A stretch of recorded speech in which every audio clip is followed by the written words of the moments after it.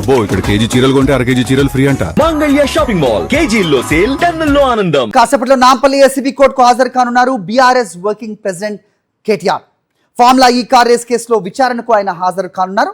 Formula ఈ car race కేసులో FEO సంస్థకు 55 కోట్ల నిధులు బదిలీ జరిగిందని, ఇందులో క్విట్ ప్రోకో జరిగిందని ఏసీబీ అభియోగాలు మోపింది. అయితే ఇందులో అవినీతి జరగలేదని, అంత చట్టబద్ధంగానే జరిగిందని అంటున్నారు కేటీఆర్. న్యాయ వ్యవస్థపై పూర్తి నమ్మకం ఉందని, విచారణకు తాను సహకరిస్తానని చెబుతున్నారు. ప్రతిష్టాత్మక కార్యక్రమాన్ని నిర్వహించి నగర బ్రాండ్ ఇమేజ్ను పెంచితే నేడు రాజకీయ కక్షతో దాన్ని నేరంగా చిత్రీకరించే ప్రయత్నం జరుగుతోందని అంటున్నారు. ఎలాంటి రహస్య ఒప్పందాలు లేవని, దాచిన లావాదేవీలు లేవని కేటీఆర్ అంటున్నారు. వ్యక్తిగత లబ్ధి అన్న ప్రశ్న ఎక్కడ ఉందని కేటీఆర్ క్వశ్చన్ చేస్తున్నారు. రైట్, దీనిపై మరిన్ని అప్డేట్స్ మా కరెస్పాండెంట్ దిలీప్ అడిగి తెలుసుకుందాం. దిలీప్, ఎన్ని గంటలకు కేటీఆర్ ఏసీబీ కోర్టుకు రానున్నారు? అలాగే A2, A3గా ఉన్న అరవింద్ కుమార్ అలాగే రెడ్డి ఇద్దరు కూడా అక్కడికి రాబోతున్నారా? సో ఏంటి సమాచారం? సో మరి కాసేపట్లో నాపోలో ఉన్నటువంటి ఏసీబీ ప్రత్యేక కోర్టుకు బీఆర్ఎస్ వర్కింగ్ ప్రెసిడెంట్ కేటీఆర్ హాజరు కాబోతున్నారు. సో ఇందులో ఏవన్గా ఉన్నటువంటి కేటీఆర్ మాత్రమే ఇవాళ విచారణకు హాజరు కాబోతున్నారు ఏసీబీ కోర్టు ముందు. సో మొత్తం ఇందులో 5గురిని నిందితులుగా చేస్తూ ఏసీబీ అధికారులు ఛార్జ్ షీట్ ఫైల్ చేశారు. ఏవన్గా బీఆర్ఎస్ వర్కింగ్ ప్రెసిడెంట్ కేటీఆర్, A2గా ఐఏఎస్ అధికారి అరవింద్ కుమార్ తో పాటు, A3గా HMDA మాజీ చీఫ్ ఇంజనీర్ బిఎల్ రెడ్డితో పాటు స్పోర్ట్స్ కన్సల్టెన్సీగా ఉన్నటువంటి మల్లేశ్వరరావు, అలాగే A5గా ఎఫ్ఈఓ ప్రతినిధులను ఇందులో ఛార్జ్ షీట్ లో నిధులుగా చేర్చింది. అందరినీ కూడా వ్యక్తిగతంగానే కోర్టుకు హాజరు కావాలంటూ పేర్కొన్న నేపథ్యం ఇవాళ కేవలం బీఆర్ఎస్ వర్కింగ్ ప్రెసిడెంట్ కేటీఆర్ మాత్రమే కోర్టుకు హాజరవుతున్న పరిస్థితి కనిపిస్తుంది.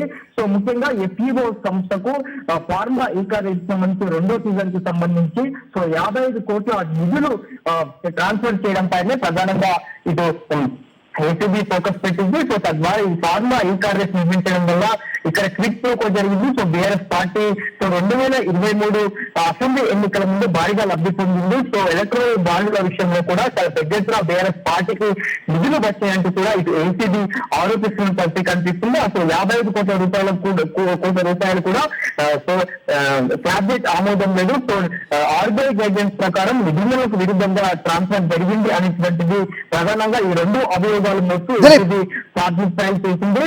సో ఈ ఛార్జ్ షీట్ ఫైల్ చేసిన దాన్ని బీఆర్ఎస్ వర్కింగ్ ప్రెసిడెంట్ కేటీఆర్ తీవ్రంగా తప్పించాల్సినటువంటి పరిస్థితి కనిపిస్తోంది. సో హైదరాబాద్ బ్రాండ్ ఇమేజ్ పెంచడానికి దిలీప్, సో పలుమార్లు కేటీఆర్ ను అలాగే మిగతా ఇద్దరిని కూడా విచారించిన ఏసీబీ అసలు ఎస్టాబ్లిష్ చేయగలిగిందా అనే క్వశ్చన్ వస్తుంది కదా. క్విట్ ప్రోకో 55 కోట్లు ట్రాన్స్ఫర్ జరిగింది, అది బాహాటగానే కేటీఆర్ చెప్తున్నారు. ఇదంతా ఓపెన్ గా జరిగింది, దీంట్లో దాచిందేమీ లేదు అని. సో క్విట్ ప్రోకో జరిగిందని, వీళ్ళకి లబ్ధి చేకూరిందని, ఫండ్స్ పలానా చోట నుంచి వచ్చాయని ఎస్టాబ్లిష్ చేయగలిగారా? అది ఇంకా క్వశ్చన్ మార్క్ అనే ఉందా? కాసేపట్లో నాంపల్లి ఏసీబీ కోర్టుకు హాజరు కానున్నారు బీఆర్ఎస్ వర్కింగ్ ప్రెసిడెంట్ కేటీఆర్. అయితే ఇప్పుడే హాజరవుతున్న దృశ్యాలు మనకు కనిపిస్తున్నాయి. ఏసీబీ కోర్టు నాంపల్లికి కేటీఆర్ వచ్చిన దృశ్యాలు మనకి స్క్రీన్ మీద చూస్తూ ఉన్నాం. So as just arrived. Quid pro quo జరిగిందని ఏసీబీ అభియోగం మోపుతున్న నేపథ్యంలో పలుమార్లు కేటీఆర్ను అలాగే A2, A3గా ఉన్న అరవింద్ కుమార్ అలాగే ఎల్ఎన్ రెడ్డిని కూడా ఏసీబీ విచారించిన విషయం మనకు తెలిసిందే. ప్రస్తుతం ఆయన కోర్టులో విచారణ ఎదుర్కొనేందుకు నాంపల్లి ఏసీబీ కోర్టుకు హాజరయ్యారు. ప్రస్తుతం ఆయన కోర్టు ఆవరణలోకి ఆయన వెహికల్ వచ్చిన దృశ్యాలు మనకు కనిపిస్తున్నాయి.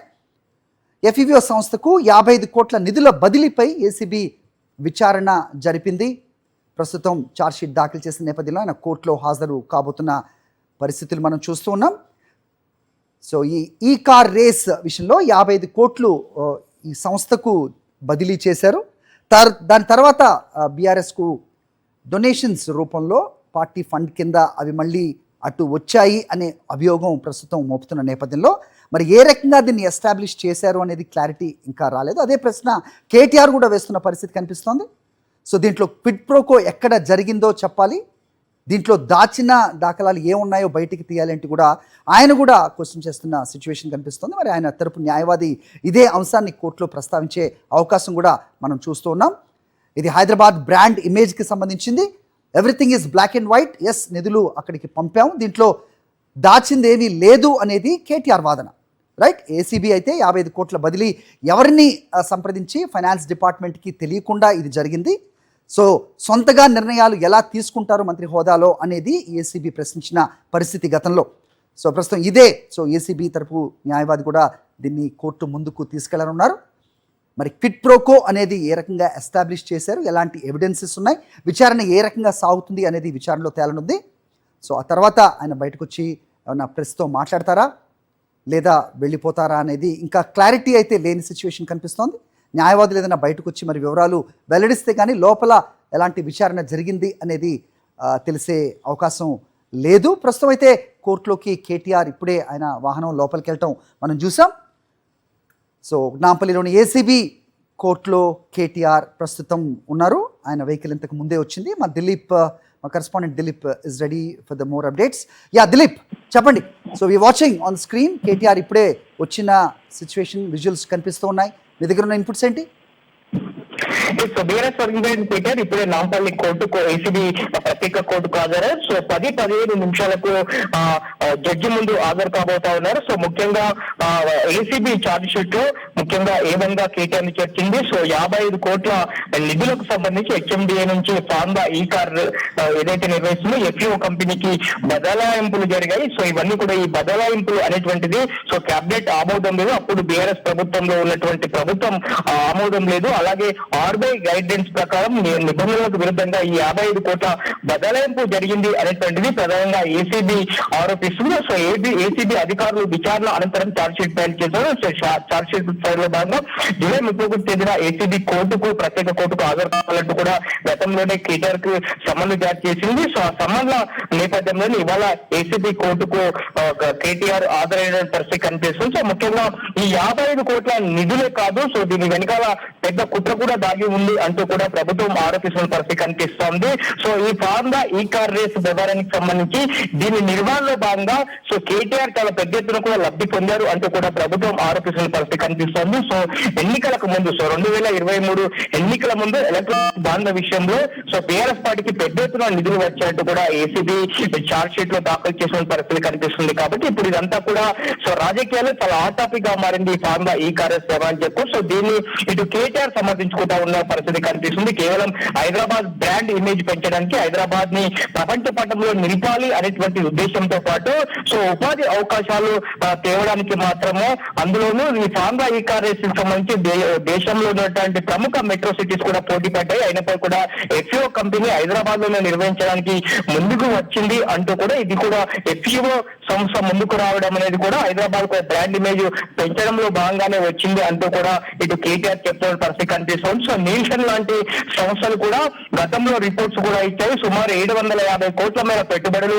హైదరాబాద్ కి వచ్చాయి. సో హుండాయ్ కంపెనీకి సంబంధించి పెట్టుబడులతో పాటు గత 10-15 రోజుల క్రితం కూడా ముఖ్యమంత్రి రేవంత్ రెడ్డి అమర్ రాజా కంపెనీకి సంబంధించి కూడా ప్రారంభోత్సవం చేశాడు. ఆ కంపెనీ కూడా ఈ ఫార్ములా ఈ కార్ రేసింగ్ లో సంబంధించి సో మొబిలిటీ వీక్ అనేటువంటి కార్యక్రమంలో భాగంగా పెట్టుబడులు పెట్టడంతో పాటు BYD అనేటువంటి ప్రముఖ ఈవీ సంస్థ కూడా హైదరాబాద్ కి రావడంతో పాటు సుమారు 750 కోట్ల మేర పెట్టుబడులు మొదటి సీజన్ లోనే వచ్చాయి. సో రెండో సీజన్ కూడా కంటిన్యూ చేయాలని కేటీఆర్ భావించారు. అయితే అప్పుడు ఎన్నికల కోడ్ అమల్లో ఉంది. సో ప్రధానంగా ఈ యొక్క ఫార్ములా ఈ కార్ కి సంబంధించి గ్రీన్ కో అనేటువంటి సంస్థ స్పాన్సర్షిప్ గా ఉంది. కానీ రెండో సీజన్ కి వచ్చేసరికి ఈ గ్రీన్ కో కంపెనీ తప్పుకోవడంతో సో సంస్థ ఏదైతే ఎఫ్ఈఓ సంస్థ ఉందో సో ఫార్ములా ఈ కార్ రేస్ నుంచి గ్రీన్ కో కంపెనీ తప్పుకుంది. కాబట్టి మరి ఎవరు స్పాన్సర్షిప్ చేస్తారు అనేటువంటిది అప్పుడు పురపాలక శాఖ మంత్రిగా ఉన్నటువంటి కేటీఆర్ కి మెయిల్స్ పంపడం జరిగింది. సో అప్పుడు ఉన్నటువంటి చివరి నిమిషంలో ఎన్నికలకు కేవలం 20 రోజుల ముందే ఈ మెయిల్స్ అన్ని రావడంతో పాటు సో హెచ్ఎండి అనేటువంటిది ఒక స్వయం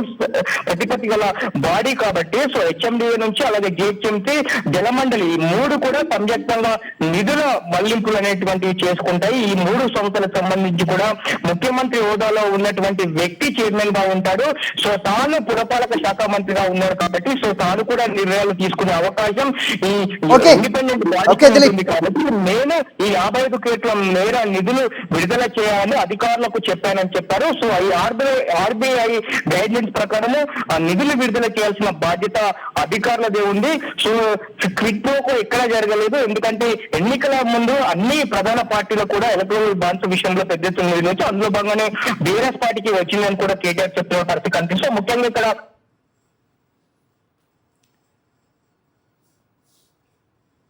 రైట్, విచారణ అనంతరం మరి న్యాయవాదులు బయటకు వచ్చి లోపల ఎలాంటి విచారణ జరిగింది, న్యాయమూర్తి ఎలాంటి క్వశ్చన్స్ వేశారు అనేది తెలిసే అవకాశం ఉంటుంది. మరిన్ని అప్డేట్స్ కోసం ఛానల్ ను సబ్స్క్రైబ్ చేయండి. నోటిఫికేషన్స్ కోసం బెల్ ఐకాన్ పై క్లిక్ చేయండి.